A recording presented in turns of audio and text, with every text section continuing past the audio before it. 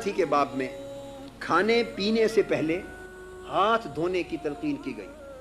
حضور علیہ الصلوۃ والسلام نے فرمایا برکت الطعام الوضوء قبلہ والوضوء بعدہ، کہ کھانے کی، ابو داؤد اور ترمذی میں حدیث آتی، کھانے کی برکت کھانے سے پہلے ہاتھ دھونے میں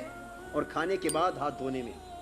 اگر ہاتھ دھوئے بغیر آپ کھانا کھاتے ہیں تو وہ جراثیم جو آرڈینریلی آپ کے ہاتھ پر لگے تھے وہ کھانے کے ساتھ مل کر آپ کے منہ میں چلے جاتے، اور آپ کھانے کی صورت میں صحت کو نہیں بلکہ بیماری کو دعوت دے رہے ہیں۔ رسول اللہ، اگر آپ کھانا کھاتے ہیں تو وہ جراثیم جو آرڈینریلی آپ کے ہاتھ پر لگے تھے وہ کھانے کے ساتھ مل کر آپ کے منہ میں چلے جاتے، اور آپ کھانے کی صورت میں صحت کو نہیں بلکہ بیماری کو دعوت دے رہے ہیں۔ رسول اللہ صلی اللہ علیہ وآلہ وسلم نے کھانے سے پہلے ہاتھ دھونے کی تلقین کی، لیکن بعض لوگ یہ سمجھیں کہ ہاتھ دھو کر انہیں تولیے سے خشک کر دیا جائے، اس سے رسول پاک صلی اللہ علیہ وآلہ وسلم نے منع فرمایا،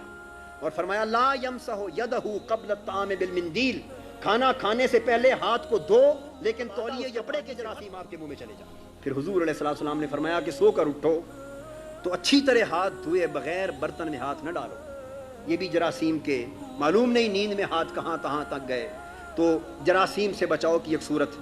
اور 1400 سال بعد نظافت و طہارت کا جو اصول، ہائیجینک پرنسپلز جو آج کی طب مہیا کر رہی ہے،